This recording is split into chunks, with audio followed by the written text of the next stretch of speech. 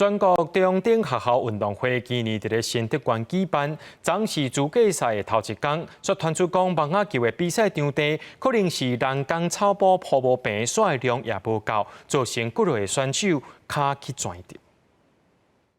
昨受伤的选手脚去转着，连走路拢爱别人扶插。另外一个选手把在早起的比赛中，因为手地问题受伤。因为他傻，他没有把它铺平，它就是摩擦力比较小，可以用滑的。但是到没有沙的草坪那边，我就突然停住，就会这样滑，然后脚腕就是这样滑出去，然后就这样拐到。我发现到这个主办方非常不用心哦，因为他在比赛前一天我们还看到照片，第4面场地居然还没有做好。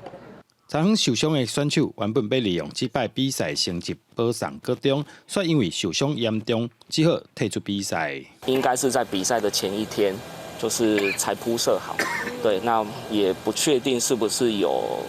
完成所谓验收的程序啦。申办这摆比赛，新德馆政府表示，选手受伤原因主要应该是雪储的量无够，而且包厢赶紧改善。因为这一次我们选手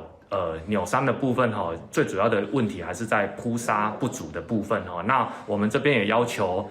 竹东镇公所还有我们的竹东镇公所的包商，还有我们的监造建筑师在比赛完后一定要去留下来，把场地做好铺沙的动作。学生辛苦练习准备比赛，即马却因为受伤影响成绩。学校方面要求主办单位除了爱负责医药费，而且将受伤选手的赛程延后，保障选手的权益。记者刘君和新竹报道。